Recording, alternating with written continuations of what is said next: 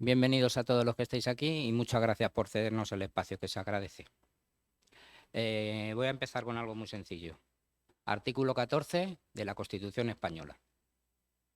Los españoles son iguales ante la ley, sin que pueda prevalecer discriminación alguna por razón de nacimiento, raza, sexo, religión, opinión o cualquier otra condición o circunstancia personal o social. Esto dice la Constitución, que es nuestra ley mayor. Eso recordárselo a los partidos constitucionalistas. Vale, veréis, yo por norma general, siempre cuando estoy en un sitio de estos suelo hablar sin papeles, pero hoy creo que era importante tener papeles y así que me vais a perdonar si alguna vez me equivoco al leer. Bueno, pues voy a seguir leyendo. Ahora voy a leer una definición de la RAE, que dice mayor, cosa que es más grande, en tamaño, intensidad o importancia, referido a la persona que tiene más edad. Por ejemplo, mi hija es mayor que ti. Y la RAE define el edadismo, y así se define. El edadismo es la discriminación por edad. Hace referencia a todos los comportamientos inadecuados y prejuiciosos hacia las personas vinculados a su edad avanzada. Así que cuando hablamos de residencias, seamos correctos al menos en el lenguaje, ya que observamos que lo que es en los cuidados de las personas y en la gestión de las mismas no existe tal corrección. Las personas que habitan en las residencias son todas ellas personas en situación de dependencia, independientemente de su edad. Obviamente muchas de ellas son de avanzada edad, pero existen otras múltiples situaciones. Pero hay algo que les une a todos, independientemente de su edad. Insisto, por si no, que son personas en situación de dependencia, a las que su situación familiar, económica o social no les permite habitar en su hogar. Así que llamemos a las cosas por su nombre. Son residencias de personas en situación de dependencia. No son residencias de mayores. Porque en las residencias hay personas de 50 años y hay personas de 100 años. Pero sobre todo pensarlo por el egoísmo. Yo conozco muchos casos de personas que están en la residencia con 26 años, con 28 años. Mañana sales, te cae una teja en la cabeza y acabas en una residencia. Y no has ingresado por ser mayor, sino porque eres una persona en situación de dependencia. Y además hay una pregunta que es muy buena. ¿Mayor para qué y en comparación con quién? Hay personas mayores que son mucho más hábiles que tú para muchas cosas. Entonces, eso es edadismo. Y también hay una cuestión importante. En Madrid, hablo de Madrid, pero se podrá extrapolar al resto de España. Pero en Madrid, que son los datos que tenemos más así, hay alrededor de 725 residencias, 720 residencias. Los datos siempre son muy difíciles de coger exactos. Y casi un 25%, si no diríamos un tercio, no son estrictamente gerontológicas. Son de personas que tienen una situación de dependencia, la que sea. Por eso decimos que en la mal denominada residencia de mayores el abanico es muy amplio. El abanico de edad es muy amplio. Creo sinceramente que cualquier persona que se pare 2 minutos a pensar lo que he dicho se dará cuenta de que, lamentablemente no, de que llevo razón, que las cosas son así. Así que ahora paso a lo que nos ha traído un poco de verdad, pero voy a intentar ser breve. Estamos hablando de que es necesaria una ley de residencias, una ley estatal. Y quiero un poco deciros que por qué creo yo que es eso. Una ley estatal de residencias es imprescindible como marco estatal de mínimos para garantizar la calidad de vida y los derechos de las personas de edad avanzada y dependientes que viven en estos centros. Dado que expertos y organizaciones coinciden en que el actual modelo de residentes está obsoleto, deshumanizado y no se adapta a las necesidades ni a las preferencias de los usuarios. De hecho, en alguna mini encuesta que se ha hecho, cuando tú preguntas a la gente si el dinero que le dan a la residencia se lo dieran a ellos, podría tener a su familiar en su casa, la inmensa mayoría dice que sí. Si el dinero que le dan a la residencia te lo dieran a ti directamente, obviamente eso tendría que tener unos controles, pero igual que se hace con las tutelas y con otras cosas, la mayoría de las personas no ingresaría a su familiar en su hogar. O sea, perdón, se quedaría en su hogar y no lo ingresaría en una residencia. Aumentar el número y la cualificación de los profesionales que atienden a los residentes. Esto es algo claro y que se ve todos los días y que se sabe cómo está la situación. Así también como mejorar las condiciones laborales y formativas de los mismos, porque ni están bien pagados ni están bien formados y muchas veces asumen funciones que no les corresponden. También se podría fomentar la atención domiciliaria y los centros de días, porque muchas veces serían alternativas a la institucionalización permanente. Claro, siempre que esto sea posible y que además sea demandado por las personas. Estos son algunos de los aspectos que se pretende mejorar con una ley estatal de residencias que aún está pendiente de consenso y desarrollo. También se podría argumentar que una ley estatal de residencias es mejor que las leyes autonómicas por las siguientes razones. Una ley estatal garantiza la igualdad y la cohesión entre todas las comunidades autónomas y la igualdad entre las personas, que es lo que hablábamos del artículo 14 de la Constitución, evitando posibles desigualdades o discriminaciones entre los residentes de diferentes territorios. Una ley estatal simplifica y unifica el marco normativo, facilitando su conocimiento y cumplimiento por parte de los ciudadanos y las administraciones. Además, evita posibles conflictos o duplicidades entre las normas estatales y las normas autonómicas.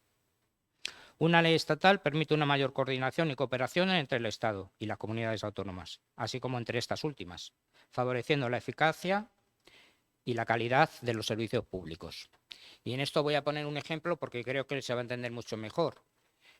Hay competencias de tráfico que tienen algunas comunidades autónomas asumidas, pero la ley de circulación es una ley que rige para todos los españoles, para todo el Estado. Nadie entendería que en unas comunidades se pudiera ir a 80 kilómetros por hora y en otras comunidades a 120 kilómetros por hora.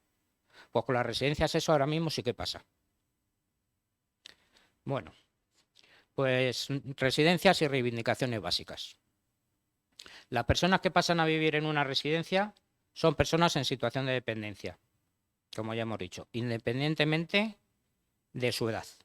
Y es por ello que corresponde a las administraciones públicas, de acuerdo al artículo 10 de la Constitución española, garantizar la dignidad, el derecho a la intimidad y el libre albedrío de las personas, blindando estos derechos como fundamentales, humanos y garantes de la paz social. A fin de garantizar dichos derechos, es imprescindible una ley estatal de residencias, que sirva como marco legal mínimo y básico de futuras leyes o normativas, tanto autonómicas como municipales.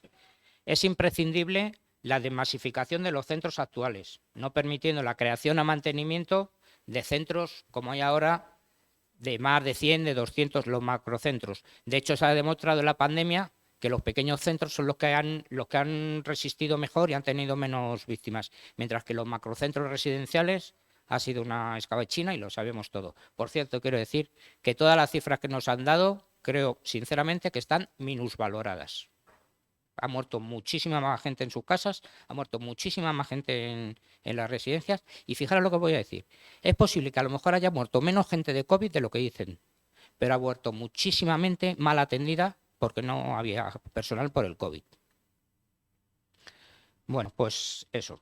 En los mismos términos de unidades pequeñas deberían estructurarse estancias habitacionales independientes. Es decir, si tú tienes una residencia de 60 o de 80 personas, tú la tienes que compartimentar en una habitación, o sea, en una estancia habitacional de 30 o de 40 personas, porque así evitas posibles contagios. Porque voy a contar una anécdota. Antes de que pasara lo del COVID, nosotros ya advertíamos que una gripe en una residencia se convertía en una pandemia.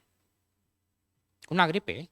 Una gripe se llevaba por delante a un montón de gente, porque no había máscaras, porque volvemos a lo mismo, hay 100, 200 personas, personal insuficiente, que entra, que sale, que se mueve, que los toca, porque además es una ocupación de contacto. Bueno, pues eso. Exigimos también la eliminación de contenciones físicas o medicinales, salvo en casos muy puntuales, justificados médicamente y muy breves en el tiempo. Tú no puedes poner a una persona una noche atada en una cama. Si una persona está alborotada y la atas a una cama, no es que se alborote, es que se desquicia, porque no se puede mover. Pero los que habéis trabajado en residencias y luego lo corroboraréis, se están usando mucho las sujeciones químicas, básicamente, el empastillar a las personas para que no molesten. Por eso entras en una residencia y ves 12 personas sentadas en una galería, se usa mucho, más de lo que creemos. Además, apostamos por una alimentación de proximidad, sin productos precocinados y con tiempo y supervisión suficiente para la correcta devolución de dichos productos. Asimismo, es imprescindible la adecuación y realización de planes de evacuación semestrales, con participación efectiva de todos los residentes y trabajadores. Y esto, que parece una chorrada, es muy importante porque la mayoría de las empresas no cumplen estos planes de evacuación. Y además están obligadas por ley a hacer simulacros de evacuación y no los cumplen. Pero es mucho más importante cuando entras en alguna residencia si te das cuenta que las camas de los encamados no salen por las puertas. Que 2 sillas en un pasillo no entran. Os voy a poner un ejemplo para que os centréis todo, para que sepáis que no. En la residencia, vaya, ahora creo que de Orpea, no, la de Santa Eugenia. Bueno, yo voy a decir la de Santa Eugenia. 2 sillas en un pasillo no entran. Una cama no sale de la habitación. Imaginaros si pasa algo, cualquier cosa. Pero como esa residencia, hay muchas.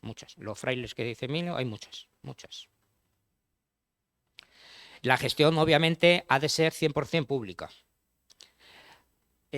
Y aquí tenemos, claro, porque nosotros añadimos una cosa, pero el otro día salió una discusión al respecto y quiero señalarlo, porque creo que es importante. Aquí señalábamos que en caso de tener que concertar plazas de gestión privada, se debería velar porque éstas cumplan los mismos requisitos que las plazas públicas. Pero entró la cuestión de si solo introduces este párrafo, esta pequeña frase en la ley, estás creando un agujero para que entren en las residencias privadas. Entonces, esto es una cosa a discutir, pero creemos que es una cosa a discutir. También exigimos un aumento de inspecciones. Además, estas deben ser aleatorias y frecuentes, con presencia de los representantes de los trabajadores y de los usuarios o sus representantes. Y, por supuesto, no avisadas. No se puede avisar una inspección. Asimismo, la acumulación de sanciones graves deberá ser objeto de sanción muy grave y la imposibilidad de poder seguir ejerciendo en este sector a la empresa sancionada. Esto es muy curioso porque luego resulta que a las empresas les ponen grandes multas, ¿no? Y es lo que salen los titulares. Pero luego las empresas recurren esas multas y lo que no salen los titulares es luego lo que tienen que pagar al final. Hay empresas que se las sanciona con 60.000 euros y acaban pagando 6.000. Con lo cual, ancha Castilla. Y si me sancionas con 18.000 por no tener 2 personas, pues sigo sin tener 2 personas. Porque económicamente me sale a cuenta pagar la sanción. De manera inmediata, aunque luego podría ser más, un aumento del 50% de los puestos de atención directa a los usuarios, así como la información visible en todas las residencias del número de trabajadores que hay en cada turno y sus atribuciones. Pues no me vale que me digas que tienes 50 trabajadores y me estás contando al jardinero, al conductor, a la de gestión y a la oficinista que lleva los papeles. No, estamos hablando de personas de atención directa. El aumento inmediato de las retribuciones laborales en los puestos de trato directo, así como la identificación y puesta en funcionamiento de todas aquellas ayudas materiales que se necesiten para prestar una atención adecuada. También es fácil de entender. No puede ser que haya residencias que solo tienen una grúa para 200 personas, que cuando un auxiliar va a hacer una limpieza le digan que solo puede ponerle 3 pañales al día a esa persona y que si ha usado 2 por la mañana pues se tendrá que aguantar hasta la noche con uno, que vayan a pedir mascarillas y obviamente no haya, o que los guantes se tengan que usar un día tras otro porque de repente no hay guantes y están esperando a que el próximo mes le vengan guantes, pero estas situaciones os las podrán corroborar. ¿Bien? Y por supuesto, y una cosa muy, muy importante, ya que las comunidades autónomas no han querido agarrar el rábano por las hojas, pues una comisión de investigación en el Parlamento español. Al fin y al cabo, ¿no son españoles todas las personas que han fallecido y todas las personas que han sido maltratadas? ¿Y el Congreso no está para legislar a favor de los ciudadanos? ¿Por qué no abren una comisión de investigación en el Congreso español? Estoy seguro, seguro, que en el Congreso español no habría ningún grupo, bueno, no puedo decir nada porque visto cómo está el patio, pero teóricamente no habría ningún grupo que no pudiera, que pudiera decir, no, yo no quiero que esto se investigue. Creo, espero, deseo. Bueno, esto es respecto a la ley de residencias. Y respecto a una ley de cuidados, me gustaría decir primero que aquí en España tenemos una ley del 14 de diciembre del 2006, que es la ley, no es la ley de dependencia, todo el mundo habla de ley de dependencia, no es la ley de dependencia, es la ley de promoción de la autonomía personal y ayuda a las personas en situación de dependencia. Si nos quedamos con el final del enunciado de la ley, por eso es tan importante el lenguaje. Hablamos de ley de dependencia, entonces ya estamos pensando en cuidar a las pobrecitas personas que no se tienen. Pero si tú hablas de autonomía personal y de ayuda a la promoción de la movilidad y la accesibilidad de esas personas, estamos hablando de otra ley. Y aún así os voy a decir que es una ley muy, muy, muy, muy interesante, la ley de promoción de autonomía personal. Es una gran ley, si se llevara a cabo. Este es el problema que tenemos en España, que tenemos muchas leyes que sí, que sobre el papel lo aguantan todo, pero luego no se realizan. A esta ley yo solo le pondría un pero. Veréis qué sencillo y cómo un solo párrafo estropea una ley de 37 páginas y que, insisto, leérosla por casualidad, si queréis, por curiosidad, y veréis qué majeta es. Mirad, aquí en el artículo 3, en los principios de la ley, en el punto M dice: la participación de la iniciativa privada en los servicios y prestaciones de promoción de la autonomía personal y atención a la situación de dependencia. Bueno, se fomentará la participación de la iniciativa privada en los servicios y prestaciones de promoción de la autonomía personal y atención a la situación de dependencia. También dice: la participación del tercer sector en los servicios y prestaciones de promoción de la autonomía personal y atención a la situación de dependencia. Con estos dos puntos te has cargado toda esta ley. Con estos dos puntos. Toda esta ley que además no se lleva a cabo. Pero al permitir la entrada, lo que todos denunciamos, es que todos denunciamos lo mismo, que la colaboración público-privada es una entelequia que no funciona y que solo favorece a las empresas, que además cuando uno crea una empresa la crea para ganar dinero.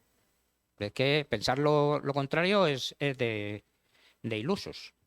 Bueno, pues si tenéis curiosidad, leeros esta ley, y si se aplicara esta ley también os digo, muchas personas no ingresarían en las residencias, porque estamos hablando de cuidados y promoción de la autonomía personal en el hogar. Bueno, y a lo último ya acabo. Cuando hablamos de una ley de cuidados y su implementación, la verdad es que se presenta como una necesidad urgente y fundamental por diversas razones que abarcan tanto aspectos sociales como económicos y de derechos humanos. En primer lugar, es crucial reconocer el papel esencial que desempeñan los cuidados en el bienestar general de la población y en el correcto funcionamiento de la sociedad. A menudo esta labor, que es vital para el desarrollo personal y comunitario, queda invisibilizada y subestimada, especialmente cuando se trata del trabajo no remunerado que recae en su mayoría sobre las mujeres. Mujeres que han estado toda la vida cuidando a sus familiares y que luego no tienen una prestación digna. O sea, es un trabajo no reconocido e inmenso y un caudal de horas inmenso. Establecer una ley que regule esta actividad no solo permitiría visibilizar este trabajo de cuidadores, sino también otorgarle el valor que merece. Además, es fundamental proteger los derechos de las personas que requieren cuidados. Una normativa específica aseguraría que estas personas reciban atención adecuada, digna y de calidad, independientemente de situación económica o social. Esto es especialmente relevante en un contexto donde las desigualdades pueden afectar al acceso a servicios de salud y de cuidados. Por otro lado, los cuidadores, tanto aquellos que ejercen de manera profesional como los familiares que atienden a sus seres queridos, enfrentan frecuentemente condiciones laborales precarias, falta de apoyo y falta de recursos. La creación de una ley de cuidados permitiría regular las condiciones laborales de estos cuidadores, además de ofrecer formación, recursos y apoyos que les ayuden a desempeñar su labor de manera más efectiva y con menos carga emocional y física, que eso muchas veces castiga tanto el cuerpo, la carga emocional, como la carga física, y a veces más. La situación se vuelve aún más crítica en el contexto del envejecimiento de la población, con número cada vez mayor de personas de edad avanzada que requieren atención. La demanda de servicios de cuidados está en aumento. Contar con una legislación adecuada facilitaría la planificación y el desarrollo de una infraestructura que responda a estas crecientes necesidades. Asimismo, esta ley podría ser un impulso significativo para la promoción de la igualdad de género. Al regular el trabajo de cuidados, se contribuiría a aliviar la carga que tradicionalmente recae sobre las mujeres. Repito, sobre las mujeres, porque esto ha sido así an seculam seculorum. Esto a la vez podría fomentar una mayor equidad en el acceso al mercado laboral y en la distribución de las responsabilidades dentro del hogar. Por último, una normativa clara y efectiva permitiría mejorar la coordinación entre diferentes niveles de administración y servicios, asegurando así que la atención a las personas que requieren cuidados sea integral, fluida y de alta calidad. En resumen, la creación de una ley de cuidados es esencial para garantizar los derechos de las personas que reciben atención, mejorar las condiciones laborales de quienes cuidan y promover una sociedad más justa y equitativa. La implementación de esta legislación sería un paso decisivo hacia el reconocimiento y valor del trabajo de cuidados, así como hacia la construcción de una red de apoyo que beneficie a toda la sociedad. Y una ley de cuidados debe contemplar una serie de elementos fundamentales para asegurar la protección y el bienestar de las personas que requieren atención especializada. No sé cómo voy de tiempo. Me queda una página. Bueno, pues esto ya lo leeré, o si luego queda tiempo, os leo. Muchas gracias por la atención prestada y poco más que añadir.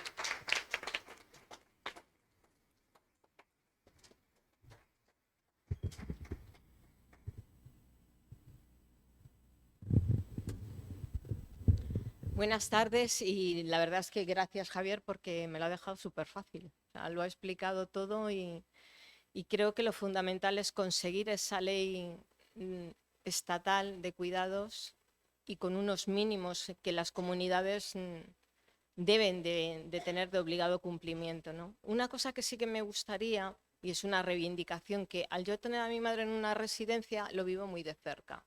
¿Por qué las personas que entran en residencia automáticamente pierden su derecho a que su médico de cabecera les visite?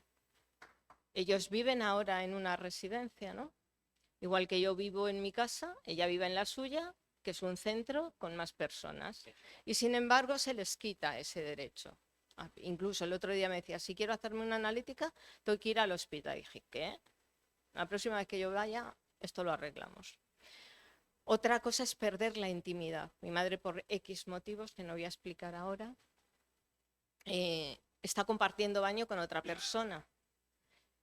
¿Por qué el entrar en una residencia, qué significa perder derechos, perder intimidad? No lo entiendo. Otro punto que me gustaría recalcar y que también se tuviera en cuenta en esa ley, esa nueva ley o en esa proposición de ley o en ese, como lo queramos llamar, es que se tenga en cuenta con profesionales que han sido formados para detectar abusos.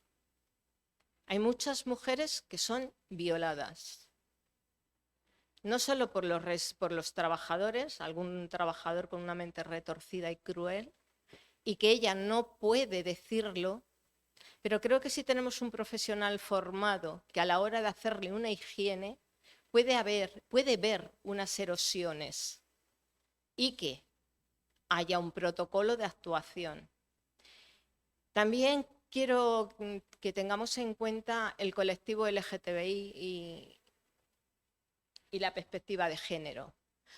No todos somos iguales, no todos tenemos las mismas necesidades, no todos tenemos las mismas inquietudes. Entonces creo que nos quedan ahí demasiadas cosas pendientes y que como una sociedad avanzada debemos de irnos adaptando a los distintos modelos y a las distintas clases y sensibilidades que tenemos en la sociedad. Y siempre lo diré, entrar en una residencia no tiene que significar perder derechos bajo ningún concepto. Ellos siguen pagando impuestos, pero es que como personas de derecho que son, deben de ser respetadas. Entonces, esto creo que es fundamental. Que quizás nos quede mucho, sí, o no. Depende de la fuerza que yo creo que desde hoy, desde esta conferencia, logramos aunar esa trama comunitaria que mi compañero decía y empoderarnos.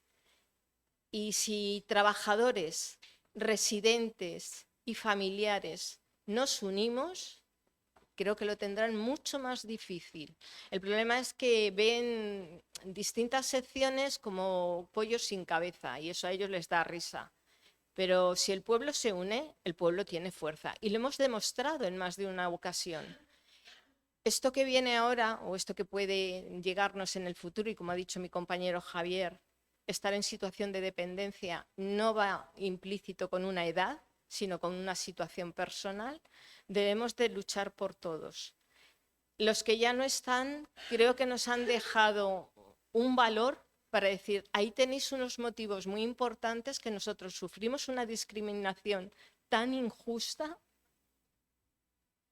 que nuestras vidas os sirvan de ejemplo para empezar una lucha. Por los que vais a llegar en breve y por los que están por venir.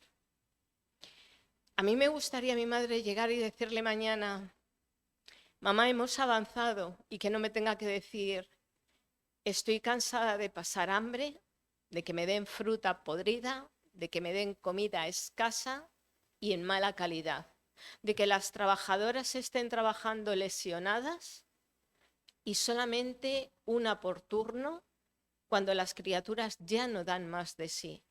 Y efectivamente, las inspecciones, una inspección que se avisa no es una inspección, es una quedada, tomar un café con el director o directora de residencia de turno, visita guiada, vemos lo que nos da la gana y a lo que no o tenemos los ojos ciegos.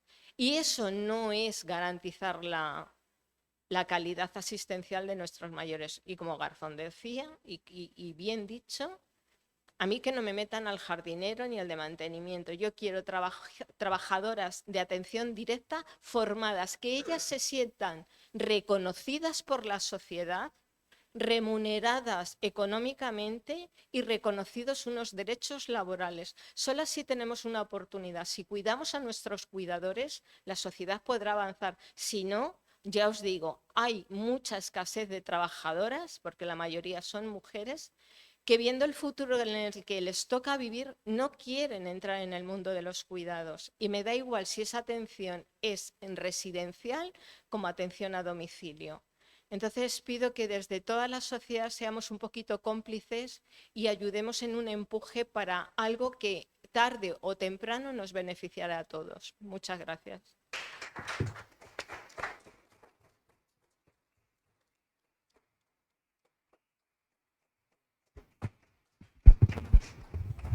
Hola, buenas.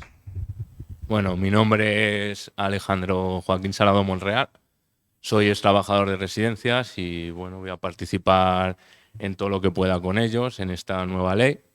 Como trabajador y como persona que he estado dentro, como denunciante, os voy a resumir brevemente mi historia. Yo empecé a denunciar en el 2017 con una supuesta compra que hubo entre dos grandes grupos. Empezaron a cambiar todas las condiciones que había y empezamos a ver, el sector ya estaba deteriorado desde hacía muchísimos años, pero empezamos a ver que todo esto se agudizaba muchísimo, llegando a situaciones donde en muchas ocasiones en un turno de tarde éramos 7 trabajadores, gerocultores como los llaman, que luego haré una distinción entre gerocultores y técnico en cuidados auxiliares de enfermería, que es bastante importante, para casi 200 personas, ¿vale? Entonces, pues bueno, todo esto conlleva a unos problemas muy grandes, unos problemas donde cualquier persona a la que debemos de cuidar, donde en su mayoría son dependientes totales, aunque luego juegan con los grados de dependencia, pero son dependientes totales, se les llega a maltratar, un maltrato institucional. pocos trabajadores nos atrevemos o hemos tenido la valentía de exponer nuestro trabajo, de exponer nuestro futuro por denunciar malas prácticas de cargos directivos. Por otro lado, nuestras instituciones no ayudan, ni las inspecciones. Cada vez que alguno intentamos sacar la liebre y decir que allí las cosas no están bien, se nos castigan. A mí especialmente me han llegado a castigar poniéndome expedientes muy gordos donde yo supuestamente maltrataba a las personas mayores. Las maltrataba por una simple cuestión. Me ponía unas cargas laborales 4 veces por encima, demostrado judicialmente, porque lo pude demostrar, por encima de las que tenía que tener legalmente. Y algo que a ello le da mucha importancia, que a las inspecciones, son los registros sanitarios que tenemos que hacer, de ingesta hídrica, alimentación, cualquier incidencia que haya. ¿Qué pasa? Que yo nunca me he negado a hacer estos registros. Pero lo que sí que he tenido claro es que si yo ese día, incluso en regalando horas de más, podía atender a 14 personas, de esas 14 personas yo iba a registrar 14 personas. No me iban a obligar a meter 20 y pico registros y hacer una falsedad documental cuando no sé ni lo que ha pasado con las personas mayores. ¿Qué pasa cuando, por ejemplo, las plantillas están muy reducidas? Detrás de 7 trabajadores para 180 o 200 personas, ahí nos encontramos que hay un descontrol, hay deshidrataciones, hay falta de alimentación, hay falta de control, hay falta de profesionalidad, hay una aceptación que poco a poco encima los trabajadores se están adaptando a que eso es lo normal y lo que tiene que ser. Pues bueno, yo siempre estoy en contra de esto. Pues ya te os digo, el denunciarlo me ha traído muchos problemas. Yo interpuse denuncia en noviembre del 2019. En primera instancia no me dieron la razón. Yo siempre supe que algo gordo iba a pasar. No pensaba que iba a entrar un COVID. Entró el COVID y después de mi denuncia y de no darme la razón en primera instancia en noviembre, en junio me tuvieron que dar la razón en una empresa donde murieron 52 personas. Hay que tener en cuenta que si 7 trabajadores dábamos asistencia a 180, cuando entró el COVID, entre ellos yo que estuve de baja, más otros cuantos, se quedaron muy poquitos trabajadores. Los médicos firmaron fallecimientos sin saber si eran COVID o no. Todos sabemos cómo se funcionan las medidas ante el COVID. No se diferenció contagios, no había pruebas para analizar. Pues bueno, una serie de circunstancias que pasaron muy gordas. Realmente no se sabe qué es lo que pasó el COVID. A la hora de hacer un plan de cuidados, hay que ser muy rigurosos, hay que saber qué es lo que necesita la población mayor. Todos vamos a ser de personas dependientes, no sabemos en qué momento, si con 50, con 60, con 70, pero yo hago sobre todo porque tengamos un final de vida y una calidad y una muerte digna que hoy en día nos está dando. En el cartel pone que son 30.000 personas, no son 30.000, son millones de personas las que no están teniendo una calidad de vida y muchísimas más que vamos a pasar por no tener esa calidad de vida, un trato digno, unos cuidados, una igualdad con otros similares a nuestras edades o a nuestras formas. Una distinción que quiero hacer entre lo público y lo privado es, a nosotros nos exige una titulación que es cuidados auxiliares de enfermería en lo público, que es muy poquitas las residencias que se dedican al sector público, mientras que en lo privado suelen ser cursos a lo mejor de un día, de 3 días, de un mes, el que más, online, que le da un certificado de gerocultores. Desde mi conocimiento, para trabajar con personas dependientes, con personas que a lo mejor tienen enfermedades mentales, que tienen enfermedades muy variopintas, que muchos están polimedicados, hay que conocer muy bien a las personas. Hay que tener una psicología extraordinaria para poder dar un trato muy digno. Y luego, pues bueno, sí que es verdad que no hay que permitir y deberíamos denunciar tanto familiares y trabajadores no estar aceptando esta aberración. Y creo que la población somos parte de cómplices hasta cierto punto, porque luego es verdad que las residencias, las personas mayores y los dependientes están solos. Tienen visitas, son menos las familias que acompañan que las que están allí. Tenemos un edadismo, tenemos una forma de ver de lo que no nos gusta, está caduco, está viejo, ¿no? Y si nos comparamos con otras etnias, se cuidan a las personas en situación de dependencia, a los mayores, a las personas en última etapa de vida. Entonces, pues bueno, sí que como personas deberíamos reflexionar hacia dónde queremos ir, el rumbo que quiere tomar la sociedad y que viene una generación de personas muy longevas, donde bueno, va a haber un alto número de la población que va a ser muy mayor. No.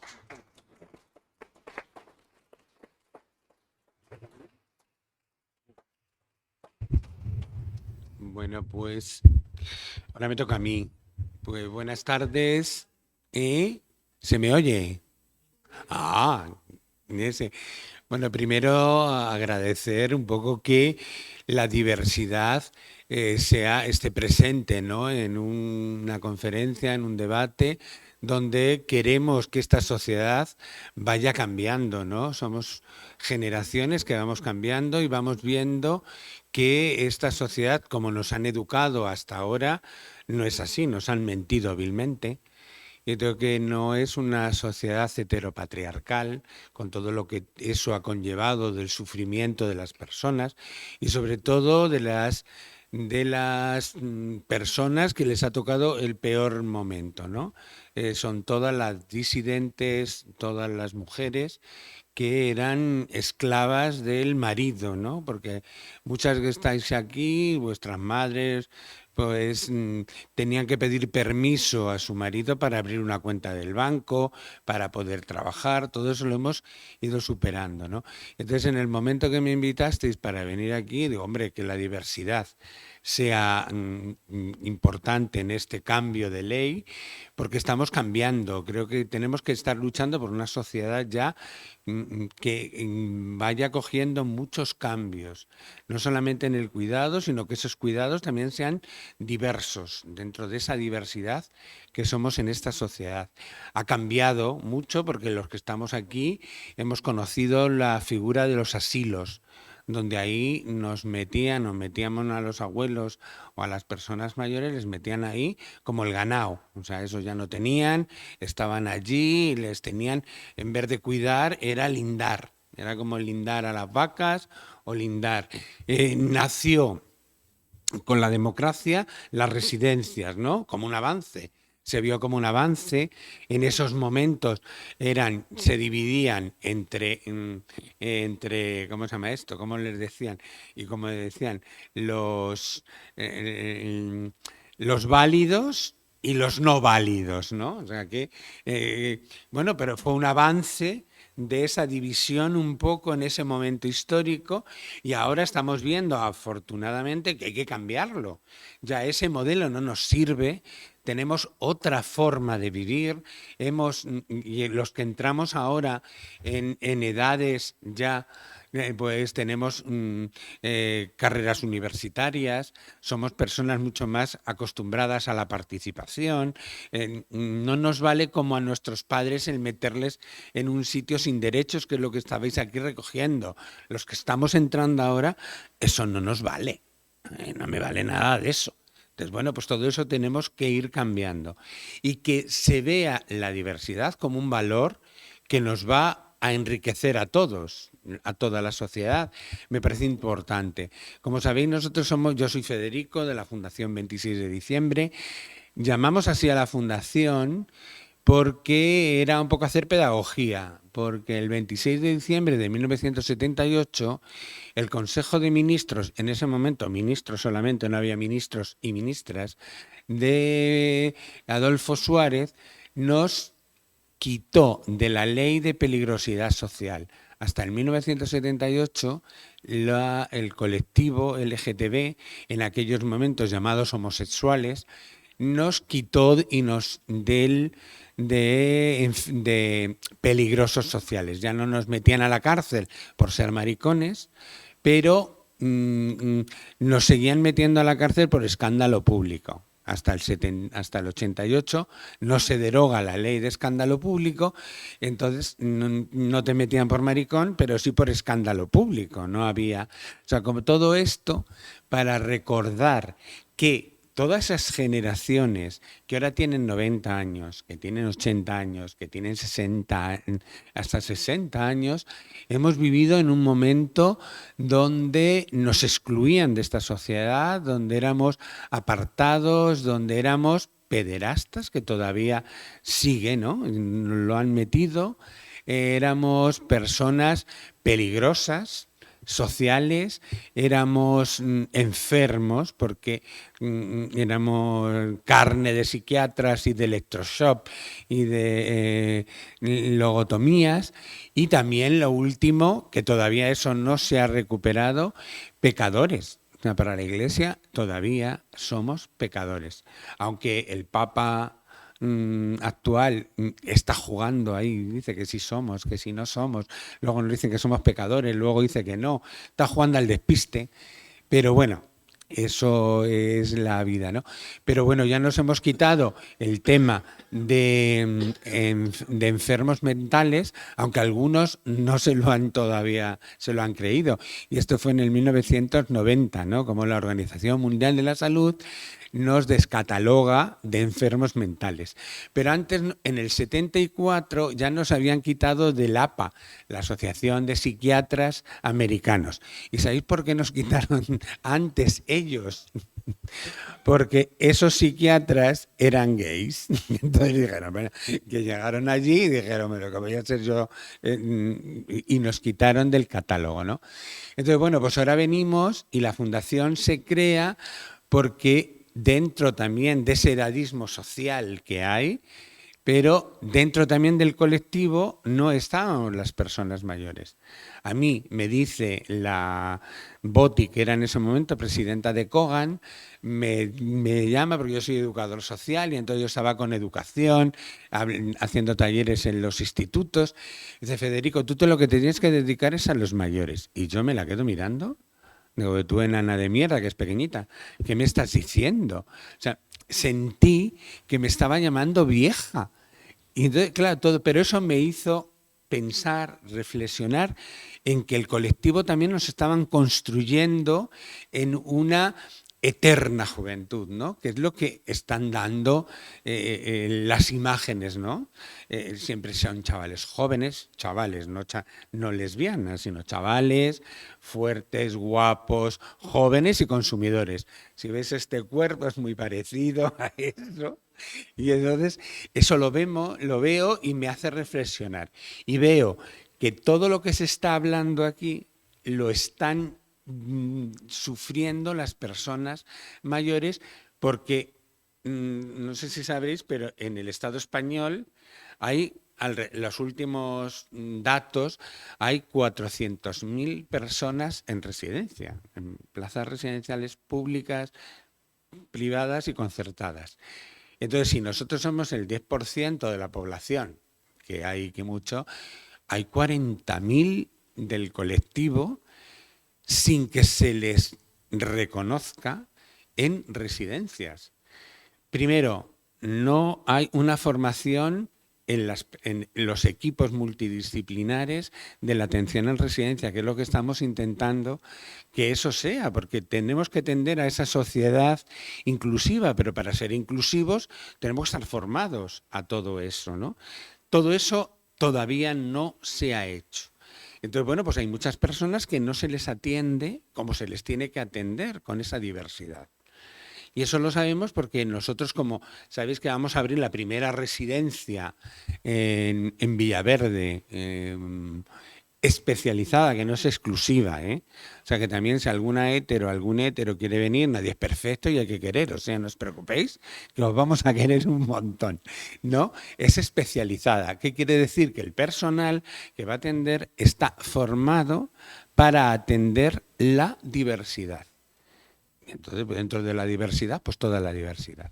Entonces, bueno, pues nos agrada y estamos intentando. Lo que pasa es que estamos en un momento, el colectivo y sobre todo nosotros, y lo sabemos todos, que desde que han entrado las tres letras, Vox y el PP, pues claro, nos están quitando derechos, nos están quitando. Y eso que tenemos leyes maravillosas. Tenemos, como tú has dicho, tenemos leyes, vamos, maravillosas. Pero claro, ¿cuál es el problema? Que no se desarrollan. Entonces, son brindis al sol. Entonces, nos vemos en ese momento diciendo, y hay que hacerlo, ¿eh? Eso estamos de acuerdo, que hay que empujar para generar una ley de cuidados. Pero digo, otro papel mojado.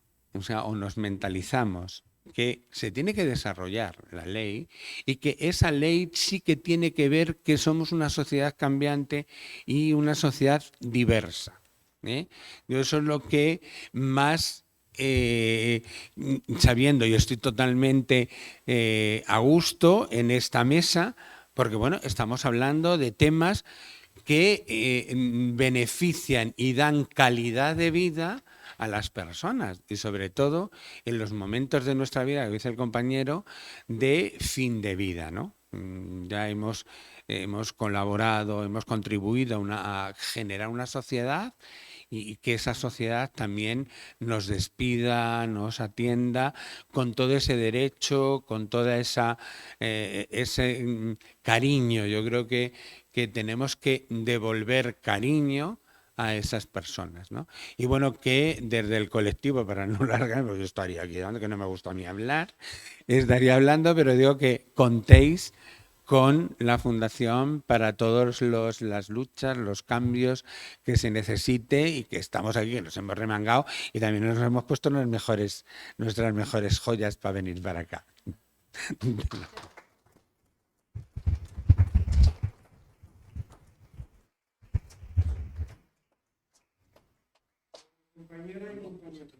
Es muy importante que no empezar esta reunión planteándose por parte del compañero y después lo que han seguido los compañeros, la necesidad de una ley que recoja, que registre derechos. Derechos de las personas ciudadanas, trabajadores unos, otros por accidente, por dificultades hasta congénitas, desde niños, es decir, necesidad de los ciudadanos y que eso sea recogido por una ley.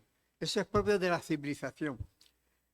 Y lo que está ocurriendo ahora, lo que pasa, el panorama que se ha descrito como está viviendo la cosa, es el cúmulo de chapuzas que se han hecho para intentar salir del tema, pero sin la valentía de pedir, de exigir una ley de derechos, con criterios de aplicación de los derechos, con circunstancias concretas, legibles, entendibles por todo el mundo. En España todo el mundo sabe leer. Y si es más torpe, pues lee 2 veces y se entera. Y se lo pregunta al vecino y el vecino se lo aclara. Quiero decir, que claramente quede definido criterio de concepción de ese derecho, exigible ante los tribunales, como un derecho subjetivo exigible, que una persona en determinadas circunstancias que necesita el apoyo de la sociedad, esa cobertura, se aplique, y si no, es exigible ante el derecho, y la Guardia Civil debe de ir a exigir a quien diga que no. Me explico, yo digo la Guardia Civil como el ejemplo, es decir, la fortaleza ejecutiva del Estado debe de ejercerse para coger que se cumpla esa ley que no existe y que con valor aquí los compañeros están planteando. Hoy yo he estado en un acto, me han invitado los compañeros de Podemos a un acto hoy. He escuchado lo que decía Jeremy Cohen, el diputado inglés, y viene al cuento. Explica que en Inglaterra con la crisis están aumentando las ollas comunitarias para la gente comer en la calle. En España, en Madrid también, yo sé que hay varios sitios en Madrid donde la gente, incluso hay una red.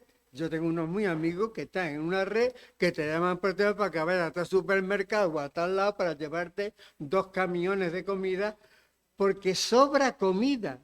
Lo que falta es dinero para comprarla. Es decir, falta salario, falta emplear a la gente para comprarla. Entonces, ¿eso qué es?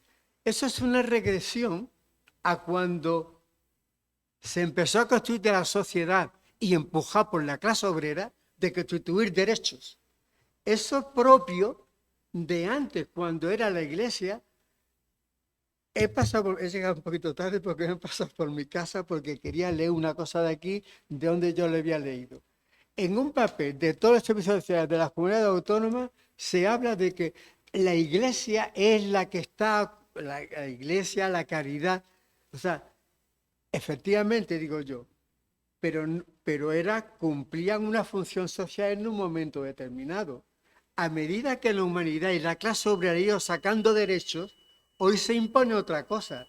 Pero es que hoy, en el mundo, con la crisis económica que hay, que solamente hay dinero para bombas, es decir, para matar gente, para eso sobra el dinero, pues resulta que en el día de hoy está la inflexión de que la crisis, porque hace falta dinero para las bombas, por ejemplo, y no para estas cosas, se está volviendo a antes de la fase histórica de creación de derechos luchando, de creación de derechos en la calle, de creación de derechos luchando contra los que se benefician de la ausencia de derechos.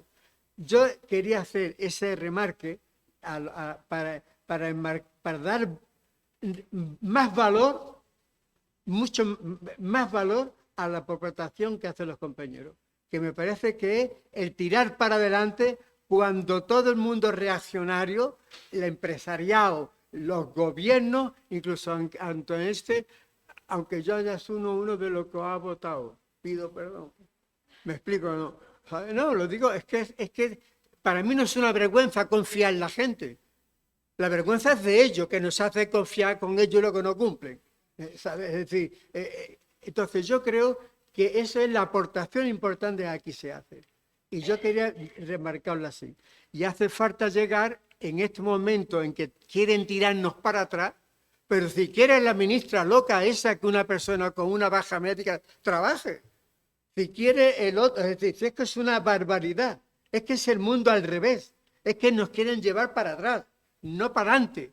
O sea, y entonces eso de constituir derechos exigibles a las personas mayores en las circunstancias que determine técnicamente, que es una cuestión que los que entienden lo saben, profesionales lo saben establecer, ¿sabes? Cuando esa atención como derecho, no como caridad. Esa fase honra a los que la aplicaron. No sé si me explico. Honra a los que aplicaron a personas enteras, muchos de ellos de una religión, de otra, porque religiosos y humanitarios atendían a la gente. ¡Puta madre! Lo que decimos es que esa fase se ha acabado, viene la nueva, la que representáis vosotros, ¿sabes? Y quieren, sin embargo, os vais a encontrar, nos vamos a encontrar con la presión de los que quieren llevarlo para atrás.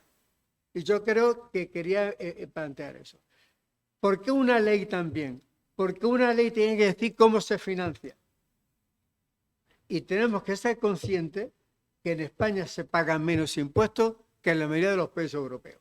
¿Vale? Aquí, cualquier trabajador que haya aquí, seguro que paga más impuestos de la renta que los pájaros esos que andan con aviones y no aviones. No me refiero al rey.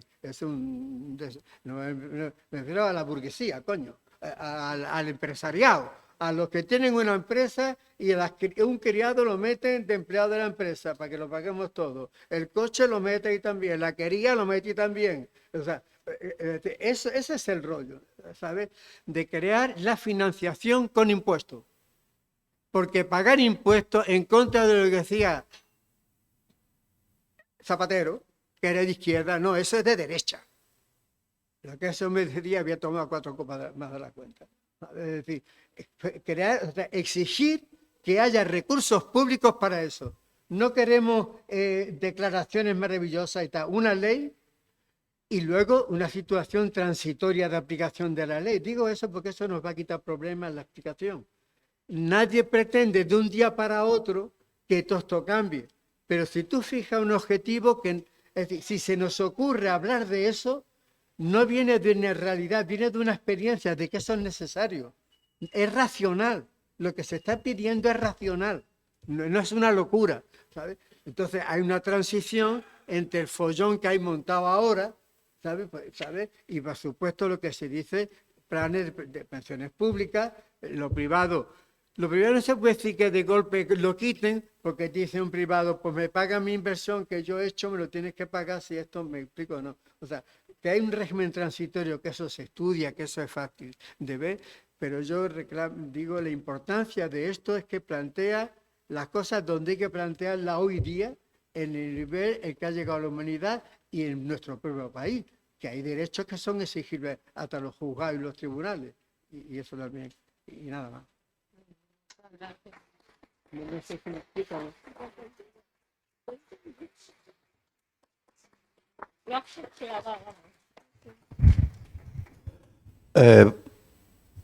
Vale.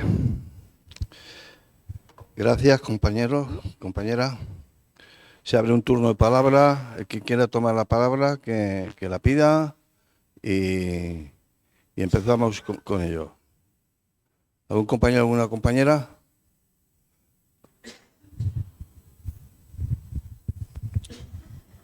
Hola, buenas tardes. Muchas gracias por todo lo que nos enseñáis. Estamos para aprender muchas cosas.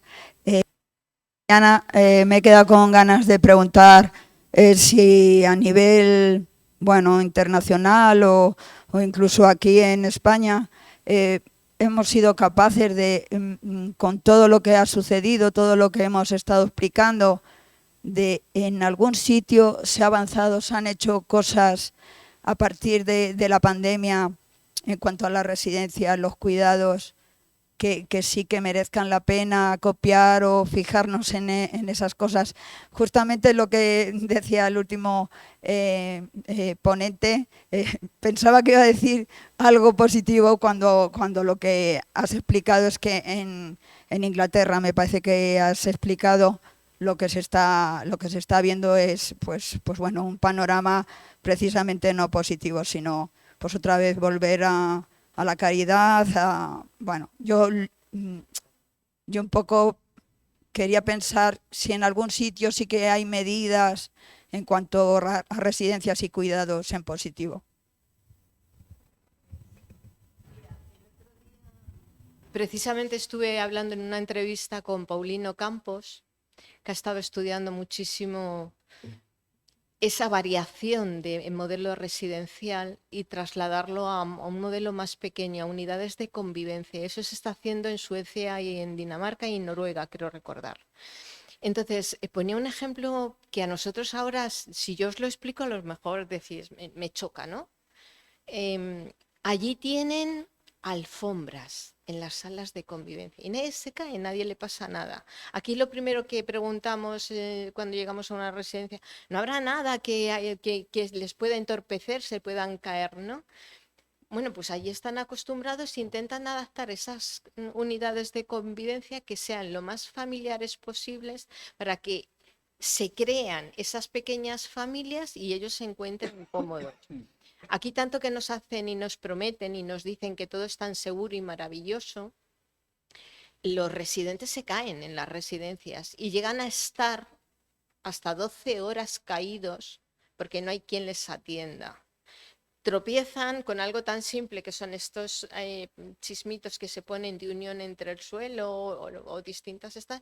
Eso no los ponen nuevos y se quedan los baches. Entonces van con sus andadores, tropiezan y caen de bruces. O sea, pensamos que aquí está todo muy bien y es para nada. Entonces, esas unidades de convivencia, al ser más pequeñitas, la atención es más personalizada, se tiene más cuidado con ellos. Aquí te puedo decir diabéticos, hipertensos, distintas patologías.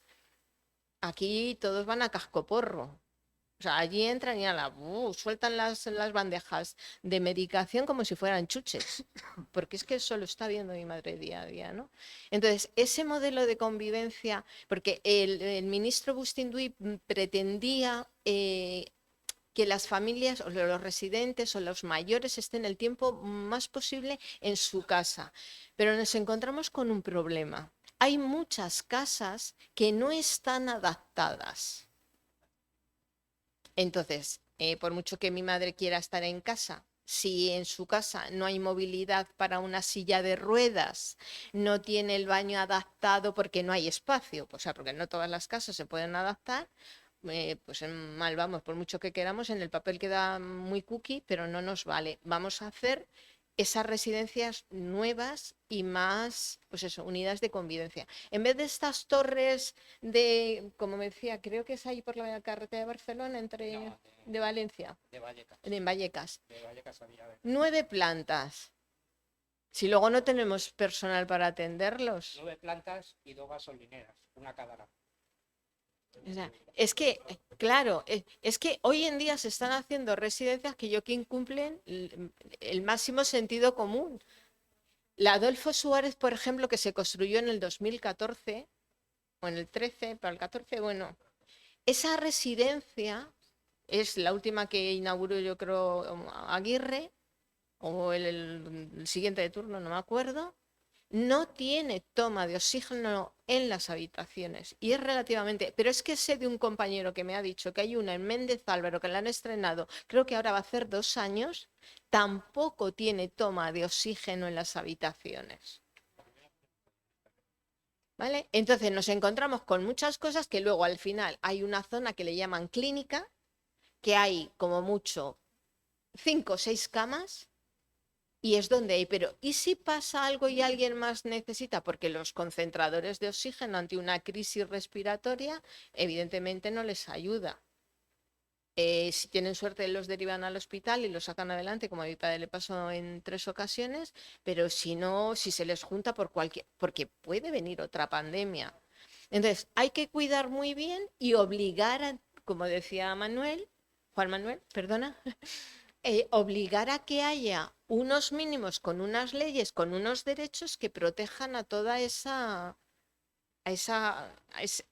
ese núcleo residencial. Pero sí lo hay. Lo que tenemos que tener es voluntad política. Yo solo un apunte que se firmó en Suecia.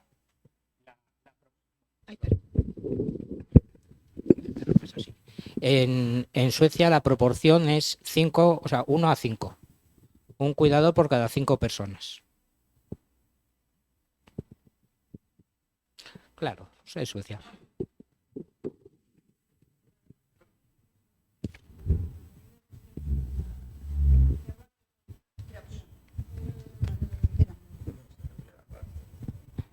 ¿Sabes qué pasa? Esto sí quiero yo explicar esto. Cuando discutir una ley y empiezas a hablar de ratios, ya está jugando en su terreno. Ya está jugando en su terreno. Y lo que no puedes hacer es jugar en el terreno de las empresas. No debemos hablar de ratios. Porque las ratios ya son el 0,4 sobre 100 y el 0,3,9 sobre 200 y... No, mira, esto es muy sencillo. Una persona, 6, 8, 10, vale, pónmelo encima de la mesa. Y te diremos si eso es válido o no es válido. Pero si empezamos a jugar con las ratios, ya estamos jugando en su terreno. Es una trampa, sí, es que es una trampa. Es que es una trampa. Bien, bueno, muy interesantes todas las intervenciones, como las de la mañana, pero me voy a dirigir fundamentalmente a Javier por el tema de la ley de residencias y a Juan Miguel pues por el tema de la edad y de los mayores. Yo he tenido unas experiencias en este barrio en estos 2 últimos años o 3, porque bueno, al final, pues si no eres de los que miras para otro lado, pues te encuentras con algunas situaciones que otros no han querido abordar. Y me voy a referir a todo lo que se mueve alrededor de las personas mayores que normalmente llegan a esas edades con una cartillita más o menos aseada y con un piso en propiedad. Y a partir del piso en propiedad se crean una cantidad de amistades últimas que generan lo que no está escrito. Lo que no está escrito. Ante esta situación, yo he tenido que ir a un juzgado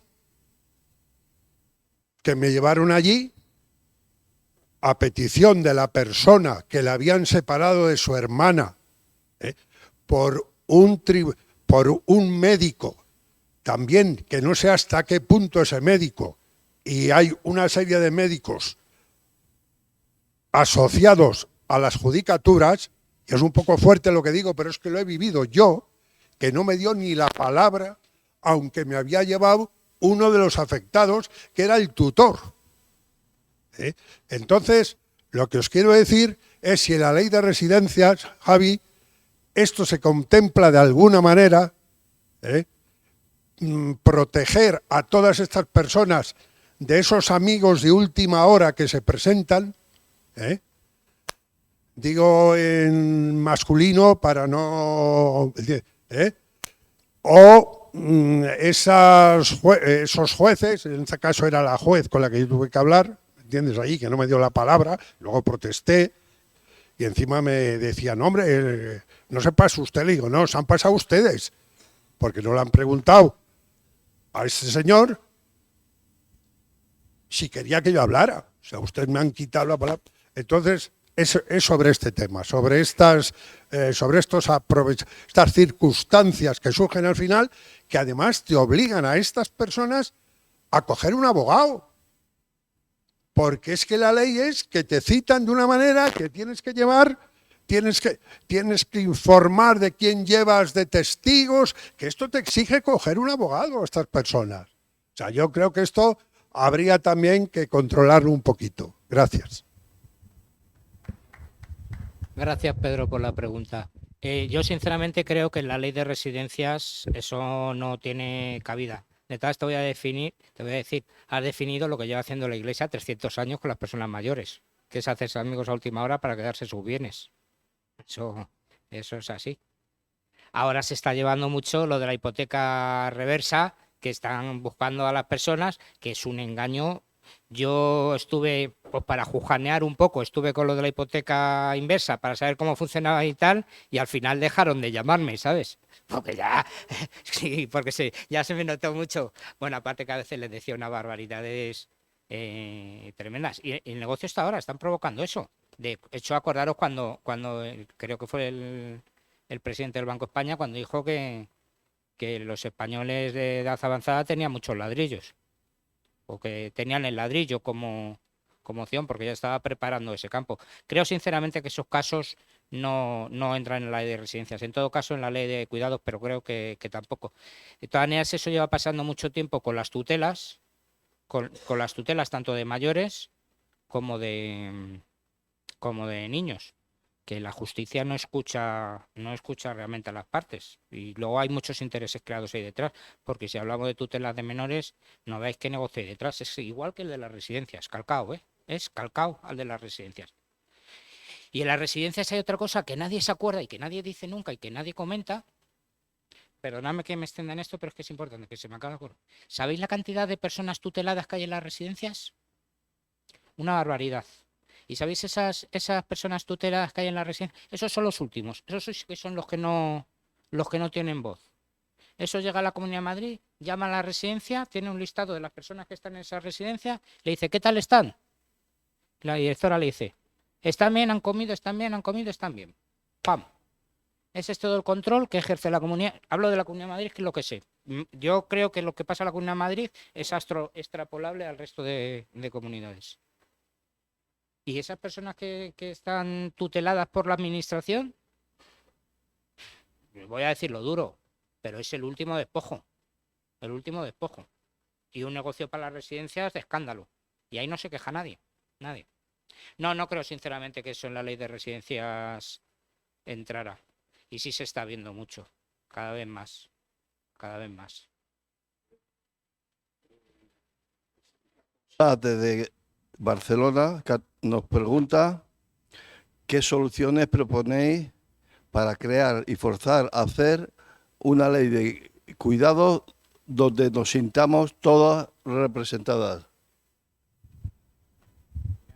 Lo primero que en esa ley de cuidados se trabajaría por la remunicipalización del servicio. El gran problema del servicio de atención a domicilio es que lo está en las mismas manos que las... De hecho, hace poco ha salido un informe que es el gremio laboral donde más se dopan para trabajar. Un 25% de las trabajadoras van dopadas al trabajo todos los días.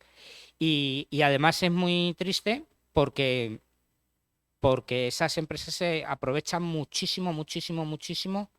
Bueno, la respuesta, obviamente, profesionalización y salarios adecuados. Pero esas empresas se están aprovechando muchísimo porque ya no encuentran personas españolas para trabajar. No encuentran mujeres españoles. Entonces buscan el trabajador más precario, ¿sabes? La mujer inmigrante, si es posible que esté sola, que tenga hijos a su cargo, eso es lo que están buscando esas empresas. Yo, de luego, por la remunicipalización del servicio. El 0,96 en dependencia de este presupuesto, 2/3 partes van a parar a empresas privadas Es imposible un modelo de cuidado digno con estos presupuestos y con esta gestión depredadora del dinero público. Es que lleva toda la razón. Y hay una desde Euskadi, Begoña nos dice: la propuesta que acaba de explicar la compañera del modelo sueco de unidades de convivencia es el modelo. Se cumplirán los ratios. Es decir, que sigue insistiendo en el tema de que hagamos lo que hagamos, los ratios van a seguir apareciendo. Y en Suecia se entiende que hay que pagar impuestos, pero se debe de luchar por ello. Es decir, que debemos luchar por esa ley que estamos aquí planteando, pero claro, que se entiende que pagando impuestos, no de la forma que están haciendo esta gente. Emilio. Brevemente, tres cosas. He vivido la situación, no hace falta ir a Suecia, yo conozco a Alemania, que mi suegra, la madre de Irene, estuvo 11 años en una residencia. No conozco Suecia, pero conozco Alemania, claro. Y Yo que no he querido mencionarlo. Impuestos. Mi suegra era una maravilla, era mejor que su casa, no cabe duda. 12 personas por ala, estaba dividida, eran 4 plantas divididas por distintas salas en función de cómo se encontraba su salud mental, y estaba en su casa. Podías ir las veces que quisiera a verlas, la habitación la podía tener como quisiera, todo el exterior cristalizado para que se sintieran por el tiempo, como allí llueve mucho, que pudieran ver en la calle, y que estaban como en su casa. Pero para eso hace falta mucho dinero. Porque claro, también vale la residencia. Cuando se murió mi suegra, se quedaron con la casa, porque claro. Pero se la quedó el Estado. Se la quedó el Estado, claro. Porque Y el Estado esto es que está muy bien. a ti te ofrecen, la familia, ¿quiere usted en la casa? No nos interesa porque no hay nadie ya viviendo en el pueblo, era la única. Y se queda. Pero claro, eso es dinero. Lo que no puede ser es que aquí, que como sabéis, que estamos luchando, lo primero también es una fuerza de lucha y de resistencia por parte de los familiares. Porque es muy triste la situación, porque yo tuve a mi madre un solo día porque se rompió la cadera y voló en llegar allí y me la llevé porque era vergonzoso allí en Los Frailes. La veo, llévame a hacer pis, hijo, la llevo a hacer pis y había 20 personas pendientes para entrar al servicio. Digo, mamá, coge las cosas que nos vamos, y la llevé a casa. Y luego implicarse a la familia, que la familia, si hay 400.000 personas, ¿dónde están esas 400.000 familias? ¿Cuándo van a salir a defender a sus seres queridos? Pregunto yo, es una pregunta que me hago. Es que lo de seres queridos es un adjetivo que has puesto tú. Sí, buenas tardes. Soy Baldi, soy nacido aquí a unos metros de esta iglesia. He vivido toda la transición y todo el tiempo después viendo cómo funcionaba este país. Y yo tengo que decir, con relación a lo que decía Emilio, no puedo hablar más, está en la boca.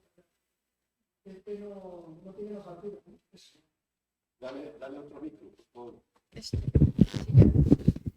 Sí. Ahora sí. Yo, estando de acuerdo con lo que decía Emilio, que lo que hace falta es dinero, yo creo que hace falta otra cosa. Lo que hace falta es gente que crea en los servicios públicos. La gente que dirige este país, nuestro, no son la gente que cree en los servicios públicos, al menos en Madrid. Y si no hay gente que crea en los servicios públicos, sino más bien al contrario, pues ya puedes tener todo el dinero del mundo, que se lo van a desviar a otros lugares, pero no a los servicios públicos. Por lo tanto, pues yo creo que nos hemos equivocado en buena medida muchos de los que estamos aquí. Nos hemos equivocado en un camino, nos han engañado, nos han llevado como al matadero, tranquilamente, despacito. Y ahora vemos, hace 3 días, una pancarta en Bruselas que decía: este es el fin del sueño de la Unión Europea. Estaban discutiendo sobre cómo llevar a los inmigrantes a un campo de concentración, y 15 sí y 12 no, pero por mayoría a llevar a la gente a los campos de concentración. Mientras no tengamos conciencia de que tenemos que llevar a los lugares donde se deciden a gente que crea en la solidaridad, en la justicia y en los servicios públicos, siempre estaremos en minoría, revoloteando y poniendo parches. Yo voy a estar así toda la vida poniendo parches, pero porque, claro, no me voy a ir a mi casa, es lo único que tengo, poner parches. Pero tenemos que ser conscientes de que por mucha voluntad que tengamos, si luego a quienes les tenemos que llevar las leyes para que las apliquen no creen ni en la democracia, ni en la libertad, ni en los servicios públicos, ni en la justicia, no vamos a tener nunca lo que pretendemos o lo que nos merecemos por ser trabajadores y trabajadoras y no tener otra cosa. Tenemos que unirnos, mirar a otros países que lo hacen, tenemos que unirnos y tenemos que procurar llevar a los poderes, a los lugares donde se toman las decisiones, a gentes que crean en todo eso. Mientras tanto, va a ser muy difícil que podamos sacar la cabeza. No se puede hacer la democracia sin demócratas.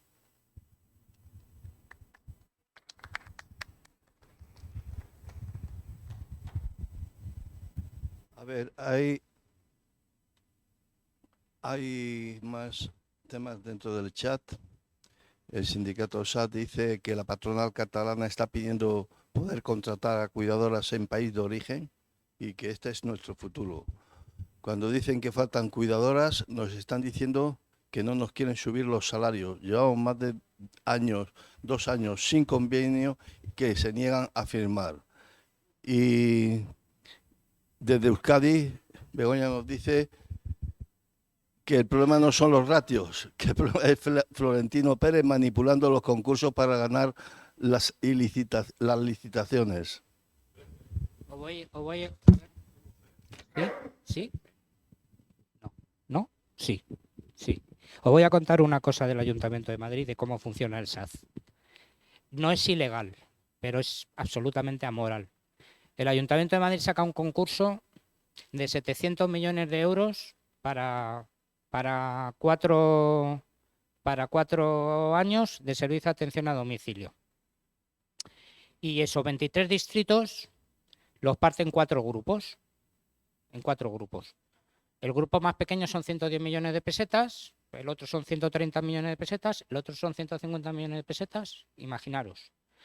Entonces, de momento, ya estás expulsando de la licitación de esos concursos a cualquier tipo de iniciativa, de cooperativa, de unos trabajadores que los estás expulsando, porque ya el monto es imposible. Pero además es que para acudir a esos concursos tienes que poner el 10% de fianza. El 10% de fianza. Entonces, claro que están amañando, pero lo están amañando porque las instituciones le permiten hacerlo.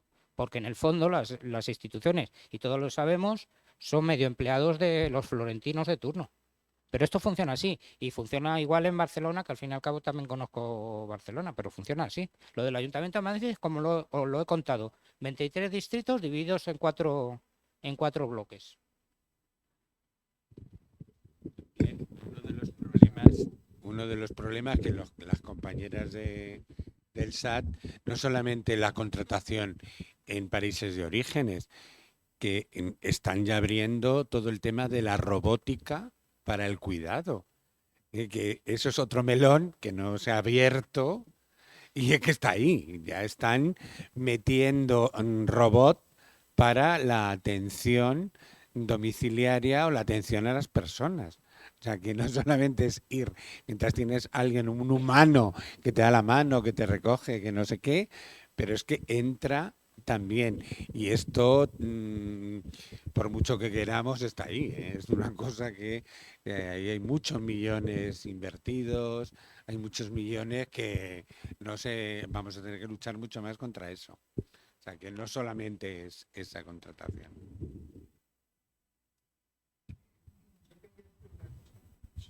A la boca.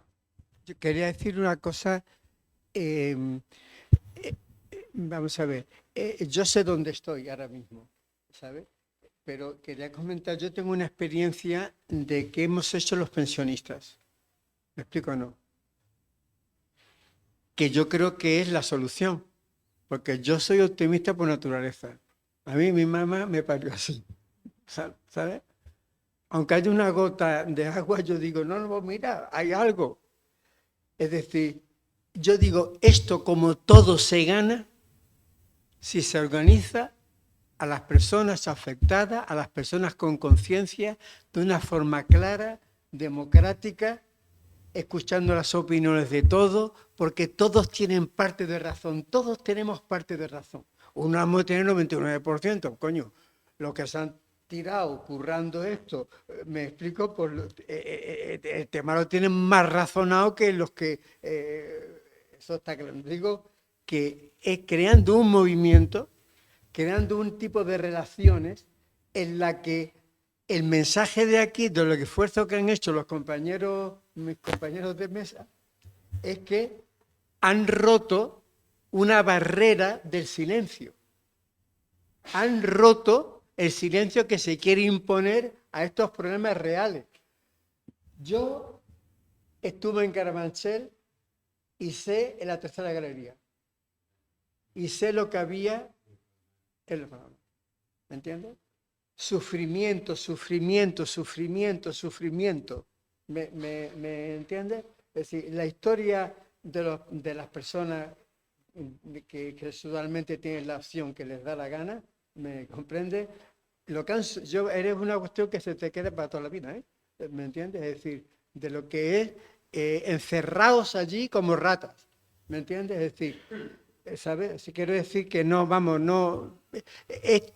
el sufrimiento que hay detrás de lo que ha dicho el compañero, de que unos pájaros de una residencia acorralan a una persona a la que tienen que limpiar, que darle de comer, que darle pastillas, que decirle buenos días, qué bien estás hoy, ¿sabes?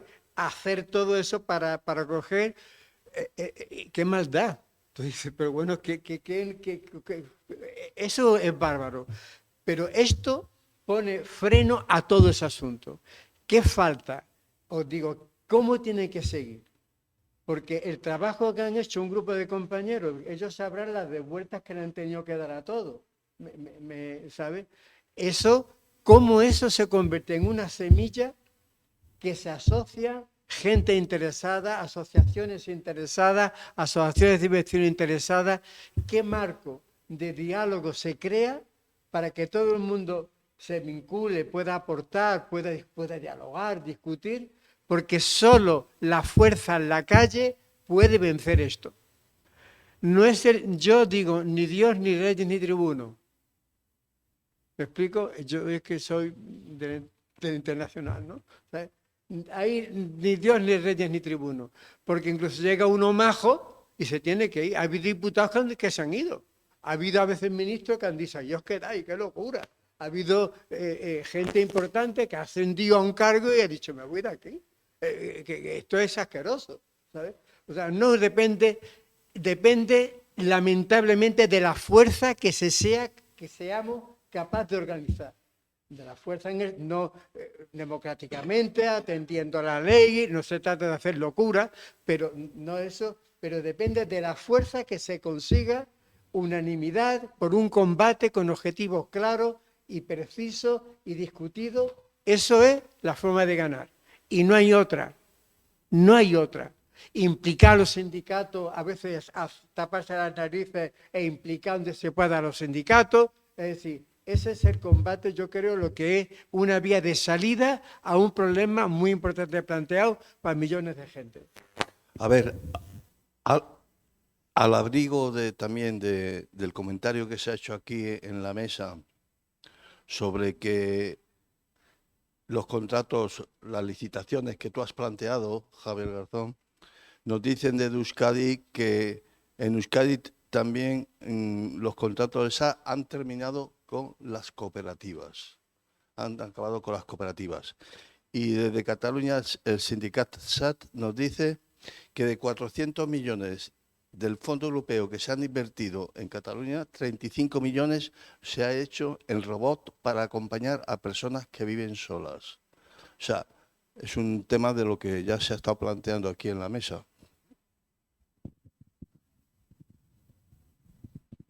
De todas maneras, lo primero que quiero decir es que Baldi lleva razón. Si no tenemos representantes que crean en lo público, poco vamos a hacer. Y si no apoyamos a esos representantes, poco vamos a hacer. Y todo lo estamos sufriendo en la Comunidad de Madrid. Todos sabemos lo que estamos sufriendo en la Comunidad de Madrid. Estamos sufriendo una dictadura de la democracia. Porque hay una gente que es la que está mandando, que tiene una mayoría y que está arrollando, y que nos está arrollando. Y respecto a lo de... Si es que si no hay trabajadores. Bueno, perdón, no hay trabajadores, no. No hay trabajadores que quieran trabajar en esas condiciones. Con lo cual las empresas se encuentran un abismo que ahora parece que lo quieren saltar con nueva tecnología, pero la nueva tecnología, como tú muy bien decías, te va a coger la mano, te va a preguntar qué tal estás, te va a limpiar la espalda.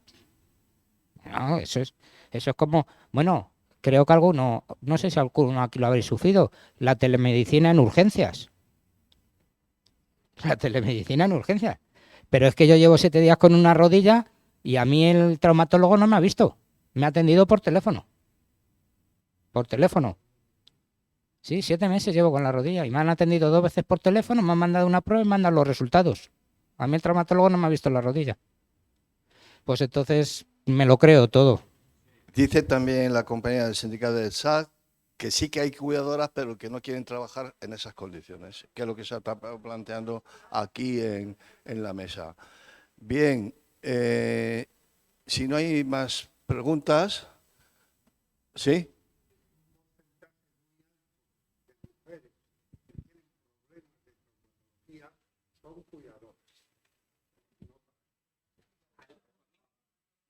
Es que hayas tocado un tema muy importante que no nos damos cuenta. Las residencias y el SAD no solo es lo que explotan a las trabajadoras, porque por norma general son casi todas mujeres, pero bueno, vamos a decir las trabajadoras y englobamos ambos eso. No es solo lo que las explotan, sino la herencia que nos dejan a la sociedad de personas con bajas, de personas lesionadas, que son, ¿sabes?, pensionistas con 56, con 57 años. Yo conozco cantidad de trabajadoras del SAT, y Pilar, que me imagino que será lo que está, lo puede corroborar, que con 56, 57 años están rotas, pero rotas que están ya de baja y buscando una pensión, o siendo pensionistas directamente. Y toda esa herencia la pagamos nosotros. Toda esa herencia la pagamos nosotros. Además dice que el 75% de la plantilla estamos a menos de 29 horas con sueldos de 700 euros. O sea que es la precariedad en persona totalmente. Dice, y recurriendo al tema de la traumatología, dice que tiene 55 años y está rota. 55 años y está rota, precisamente por ese tema. El servicio de atención a domicilio lleva mucho tiempo en Cataluña, porque las conozco personalmente, en Madrid, en Asturias, lleva mucho tiempo pidiendo medidas para los hogares. O ir 2 a levantar una persona. Es que es lo más comprensible del mundo. Yo, cuando he tenido que mover a mi madre por alguna circunstancia, he tenido que llamar a mi hermana, y creo que cualquiera lo haría, porque tú sabes que tú solo no puedes mover a una persona de esas características porque te rompes. Una cosa que está pasando, y además es que lo he vivido en primera persona. ¿Estaba bien? Sí. Encontrarme a una trabajadora en la residencia donde está mi madre, ir coja y preguntarle, ¿qué te pasa? Y dice, pues nada, que tengo el menisco roto, estoy esperando que me llamen para operarme, y le he pedido a la directora que me dé ayuda, ¿no? Y le dice que no hay. Ahí tienes la puerta. Más joven que yo. Y está trabajando, como me lo ha dicho mi madre, con la rodilla mal, porque no la van a operar, porque no la van a dar baja, y encima ahora tiene una ciática. Una persona para 22 residentes. No da abasto. Entonces, eso es la pescadilla que se muerde la cola. O sea, si no cuidamos a quienes los cuidan, nadie está a gusto, nadie está bien y nadie quiere. Hay gente que por vocación le gusta el trabajo y son de las pocas que siguen un poquito al pie del cañón. Pero en el momento que estas personas caigan lesionadas, por vocación, con las condiciones que tienen laborales y económicas, dicen no hay. Entonces, efectivamente, vamos hacia una sociedad envejecida que no vamos a tener quien nos cuide y que en las viviendas tampoco reunimos condiciones. O sea que mal de muchos, o nos movilizamos o nos movilizamos, no hay otra. Bien, pues cerramos esta mesa. Pedro.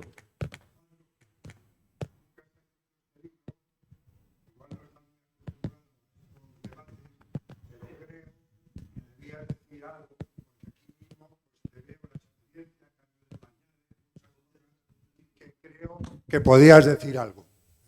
Gracias. Pues, Residencias ha escrito un libro y aquí en los apartados le veo una realidad muy vivida, como cambio de pañales, doblarse, todo esto. Y el hombre tal vez, por ser más discreto, pues no ha intervenido en el coloquio. Nada más. pues sí, a ver, yo después de 10 años pues tengo mucha experiencia y todo falla. Falla desde el personal, falla desde los ratios, fallan las leyes que están obsoletas y aún así no se cumplen, aunque se denuncien, pasan los periplos de la denuncia y aún así pues no se toman en cuenta. La falta de material, la falta es un fallo completo de todo. No hay guantes, una caja de guantes para que os hagáis una idea, tratan de estirarla a 10 días. Si tú tienes 20 pacientes, a 2 guantes les haces 3 cambios, son 60, te dura un día un guante. ¿Qué pasa? Que en el COVID lo hemos visto, la falta de higiene, las ventanas cerradas, otra cosa igual, que están cerradas las ventanas, pues todo eso afecta muchísimo. O sea, es una falta continua de las buenas prácticas que habría que hacer. Está fallando todo, todo, no hay personal. Yo me he ido del sector, yo me encantaría trabajar en mi sector, pero al final, por mucha profesión que tengas, yo soy persona, soy ciudadano y deniego de mi profesión si no la puedo ejercer. Incluso si me pagaran mal, la haría, pero si me toca enfrentar porque no puedo ejercer bien mi profesión, porque toca acostar a 12, 14, 20 personas en 3/4 de hora, para mí es un maltrato que estoy haciendo a la persona. No tengo por qué maltratar por un salario que me pagan. Entonces, eso es lo que hace que muchos nos vayamos de nuestro sector. No queremos trabajar en este sector.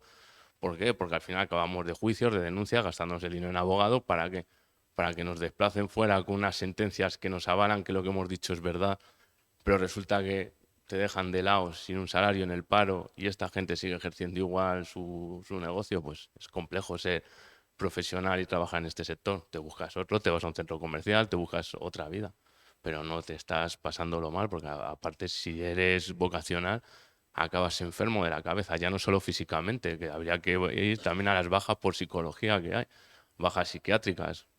Es un desastre. Muy bien.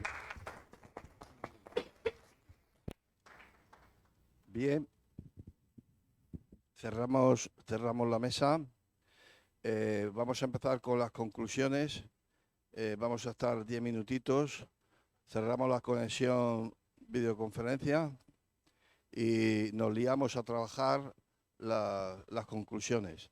Una vez que estén elaboradas, las haremos públicas y nuestra intención es que cojamos y que esas conclusiones las podamos debatir absolutamente con todos y con todas las organizaciones, con todos los colectivos.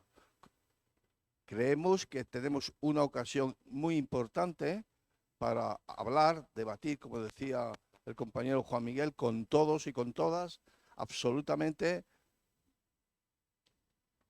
haciendo, cuidando todas las alternativas y las diferencias que puedan existir. Pero lo que no podemos hacer es parar. Ya ha llegado el momento de que esta mañana en la mesa 2 lo decíamos, ese tejido social lo tenemos que formar sí o sí. Si no formamos ese tejido social, estamos ya perdiendo la oportunidad y esas oportunidades que se pierden nunca más se vuelven a recuperar. Compañeros y compañeras, muchísimas gracias por haber venido. Gracias a todas los que nos han seguido por videoconferencia. Gracias a la SAC, gracias a la compañera del CADI, gracias a todas las compañeras, a Pepe Gil que nos sigue desde Chipiona, a todos y a todas. Un saludo muy cordial y nos vemos después de las conclusiones con unos equipos de trabajo que vamos a formar y es ahora cuando empieza, ahora que termina este acto, es cuando empieza verdaderamente el tema de hacer la conferencia, los resultados de la conferencia, llevarlos a la práctica. Gracias, compañeros y compañeras.